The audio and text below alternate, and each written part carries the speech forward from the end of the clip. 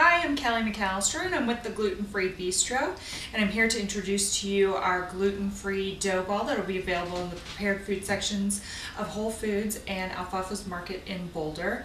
And I wanted to show you today how to make a Chicago-style pizza. Okay, so let's dive right into how to make a Chicago-style pizza with our dough ball. So when you pick this up at the store, it's going to be a 12-ounce dough ball. This is a 10-inch round cake pan. Give it a nice spray because you do not want it to stick.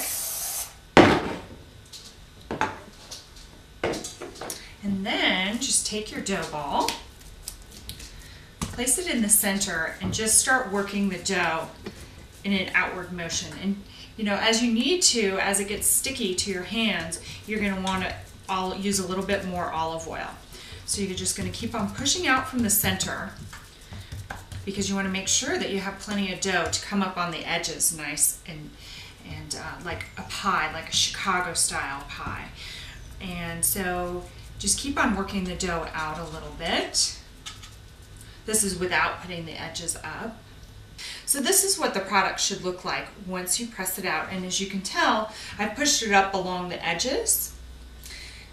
And all you need to do is rest this for about 10 minutes so that the yeast activates and it becomes nice and fluffy. Usually I do this right on the stove because while the stove is heating up, there's a vent that allows the hot air to come out, so that'll help activate the yeast more as well.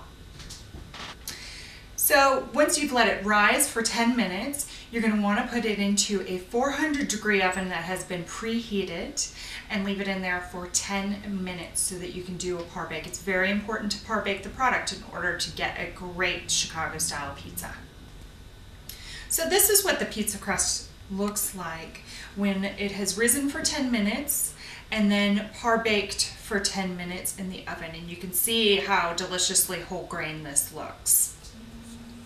I'm going to do one of my favorite styles of pizza, but of course you can really do anything with this product. In fact, you can do pigs in a blanket, you can do a New York style pizza. I mean, there's just a slew of things that you can do. So this is just one example doing this Chicago style pizza that you can do with our dough ball.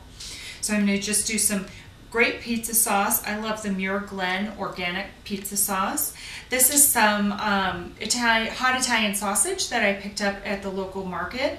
And it was raw, and I love picking up the raw Italian sausage because I break open the casings and have more of a rustic style sausage. And then just some regular mozzarella, which you can either use Daya or leave off the cheese if you're dairy free. And then just a mixture of red onion and red pepper.